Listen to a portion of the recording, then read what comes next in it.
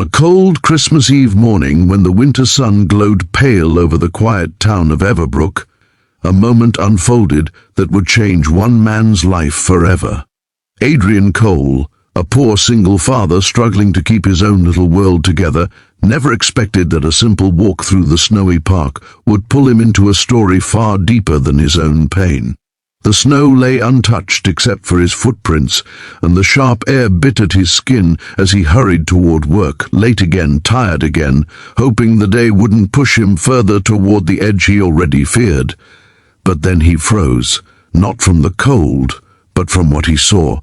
A mother wrapped in a worn red coat stood trembling near a bench, holding two identical little girls whose matching curls were dusted in snow.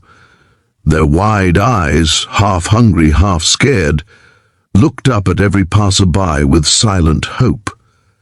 Adrian's heart clenched as he heard one of the twins whisper, barely audible, "Mommy, food." If you believe in kindness and second chances, please like, comment, share, and subscribe to Kindora Life to help spread more stories like this. For a moment, Adrian simply stood there, torn between his own responsibilities and the aching pull of compassion. He was barely managing himself. His son, River, was home with a neighbor because Adrian's boss refused to give days off. Bills piled up higher than snowdrifts, and meals were shrinking in portion size every week.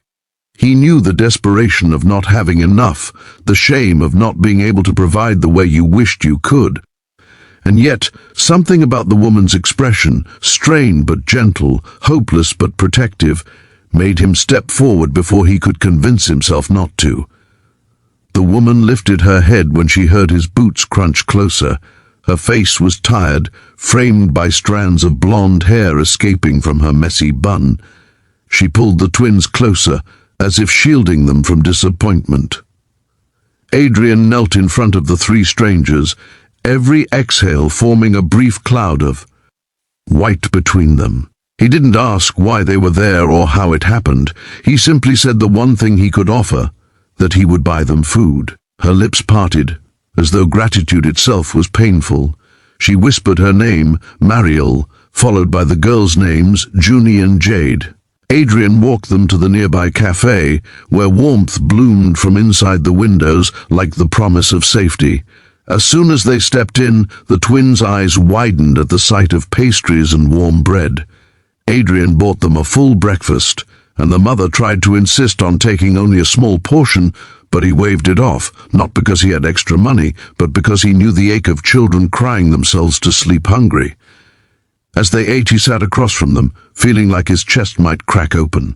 The twins giggled for the first time since he found them, tiny crumbs clinging to their coats. It was then that Adrian noticed Mariel wasn't eating at all.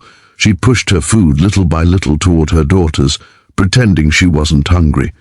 He finally asked her gently what had happened, and the truth left him stunned. Mariel explained that she had recently escaped an emotionally abusive relationship. Her ex-partner controlled everything, her job, her money, even who she was allowed to talk to. When she finally found the strength to flee with her daughters, she realized too late that she had nowhere to go. Shelters were full, relatives lived far away, and Christmas was the worst time to seek help because so many places were short-staffed or closed.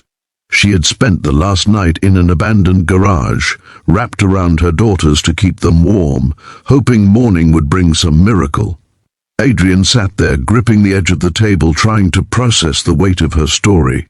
He recognized the quiet scars in her voice, the kind you only carried when life had taught you more pain than peace.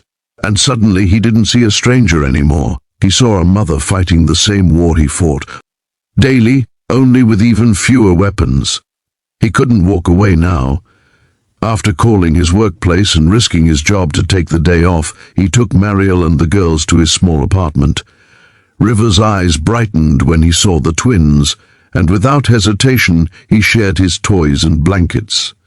Adrian made a simple meal for everyone, and though it wasn't much, watching over the next few days, Adrian connected Mariel with a community center worker he had met months earlier when he needed financial aid.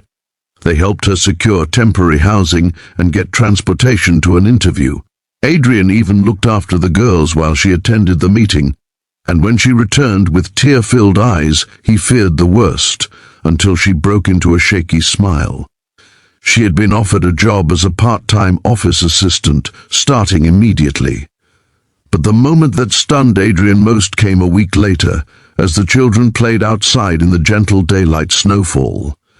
Mariel approached him with a small envelope in her hands. Inside was a folded note and a photograph, a picture of her daughters taken years ago when life was kinder. She said she had nothing else to give but wanted him to know he had saved them. She told him that before that day in the park, she had felt the world had forgotten her.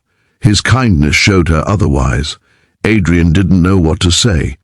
For so long he had believed he had nothing left to offer the world, but helping someone who needed him reminded him that even broken people could hold others together.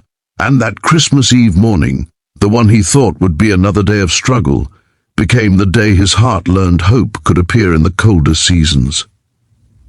If this story touched your heart, please take a moment to like, share, comment and subscribe to Kindora Life. Your support helps us bring more real, uplifting stories to people who need them. Special request, comment below what message you learned from this story.